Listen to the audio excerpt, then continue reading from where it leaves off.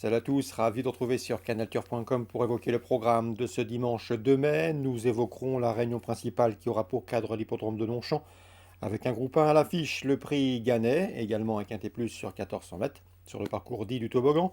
Ensuite, j'aurai des coups de cœur pour la réunion 2 à Tarbes et des informations recueillies auprès de professionnels confiants concernant la réunion 3 sur l'hippodrome d'Argentan. On commence par le quintet, le grand handicap de la nouvelle piste de Longchamp, 1400 mètres. Dans cette épreuve, j'aime beaucoup le 2, Rewrite the World. Il a couru de quintet et à chaque fois il s'y est imposé. Le cheval reste sur deux plaisants podiums. Il a la pointure d'une course comme celle-ci.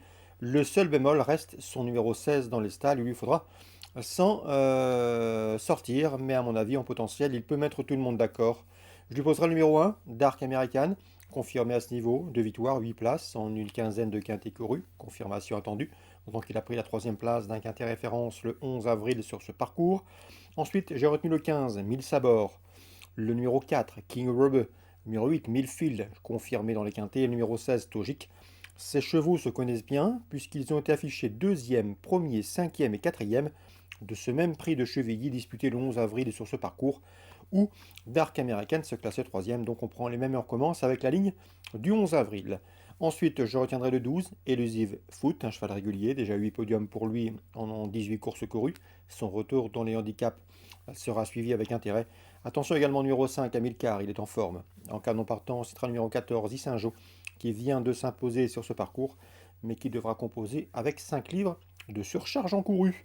Résumé chiffré, 2 As 15 4, 8 16, 12 et 5.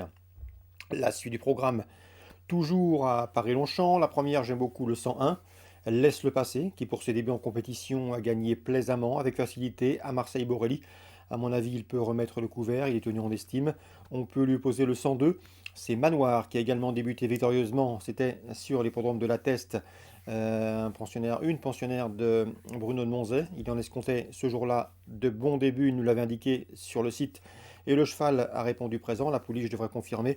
Concernant le numéro 3, Joséphine, elle a également débuté victorieusement, c'était à Lyon-Pareilly. C'est une pouliche de qualité. Elle a eu des petits soucis après sa victoire. Il lui a fallu le temps de récupérer. Elle n'est peut-être pas à 100%, mais Christophe Plisson, avec lequel j'ai eu le plaisir de converser, n'est pas négatif du tout pour une place sur le podium. 101, 102, 103, enjeu simple, 101 pour la victoire. Concernant les autres courses, eh bien, vous aurez de bons pronostics sur notre site pour les prix. euh, pour les listed, notamment le prix du Pont-Neuf, le prix de Lavre, des listed pour des 3 ans. Nous, on peut parler du prix Gannet, c'est un groupe 1, 2100 mètres, qui verra ici le retour sur notre sol du 605 Mogul. Mogul qui a gagné à Hong Kong, à Châtine, une épreuve de bonne facture. Sachez qu'il a également participé à une épreuve de groupe à Meydan et qu'il avait remporté le Grand Prix de Paris. C'était au mois de septembre, c'était sur ces pistes de Longchamp sur Pelon, sur 2400 mètres.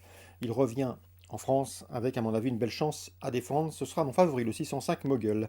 On peut lui opposer le numéro 2, Gold Trip, qui avait terminé troisième de ce même Grand Prix de Paris derrière lui et qui vient de participer au prix d'Harcourt, épreuve dans laquelle il était notamment dominé par le 3, Mareo Australis, et le numéro 1, Monty, affiché deuxième et troisième ce jour-là. Donc le 605 Mogul, à mon avis, c'est la base de la course, le cheval à battre. On peut lui opposer le 2, le 3 et le 1 dans ce sixième rendez-vous. Concernant les 7e et 8e, nous aurons également de belles épreuves avec le prix Allez France, la 7e pour les pouliches, et le prix Barbeville pour les parcours, sur un parcours de tenue, la 8e, autre épreuve de groupe. Nous, on va se diriger sur la Réunion 2 de Tarbes.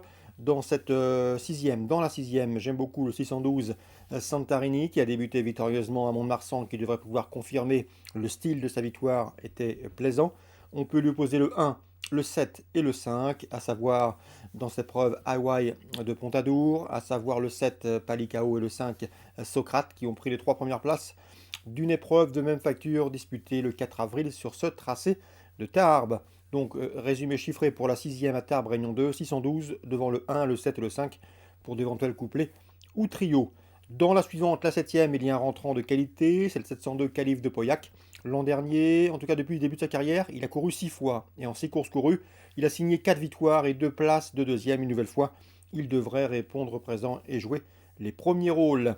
On peut lui opposer logiquement le 701 Mosky, qui a déjà gagné sur ce parcours l'an dernier, au mois de juin, et qui s'imposait de 5 longueurs d'ailleurs ce jour-là, et qui, à mon avis, dans ce lot, est le principal opposant au 702. Donc pour la sixième, le 12, le 1 et le 7 dans le choix préférentiel, et la septième, le 702 et le 701 pour d'éventuels couplets ordre. On passe à Argentan, Réunion 3. Dans la deuxième, je vous conseillerais un cheval qui devrait partir à une cote intéressante. C'est le cheval entraîné par Ernaud Zirmet. Il l'aime beaucoup, c'est le 213 idée fixe d'Elpa.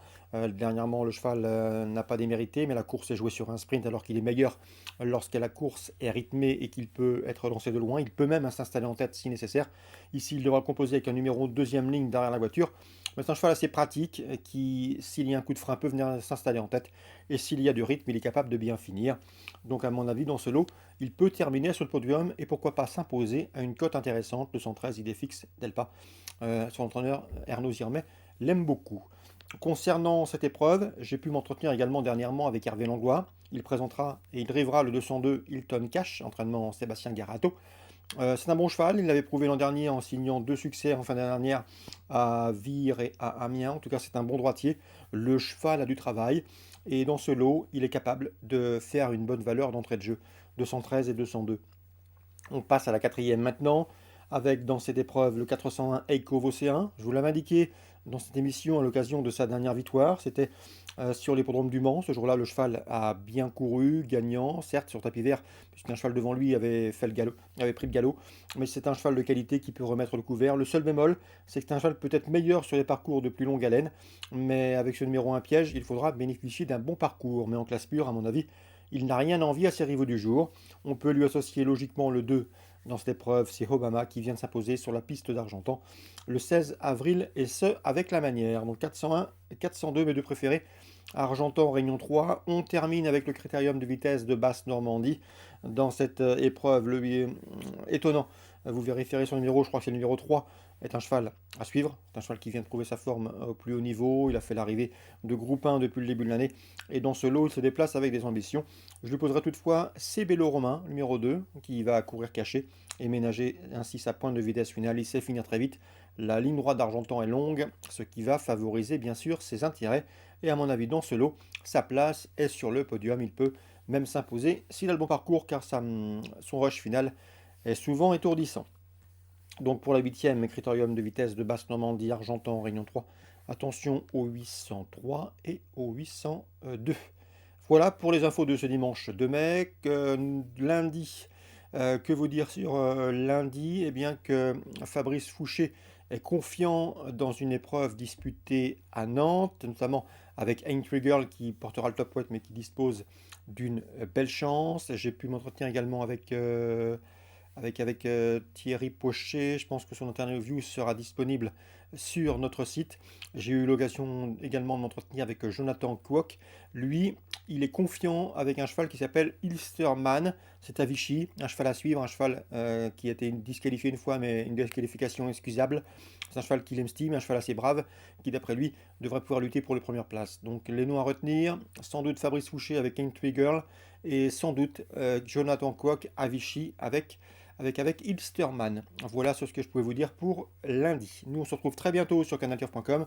Très bon dimanche et bon jeu à tous. N'hésitez pas non plus à liker ce programme s'il vous a plu.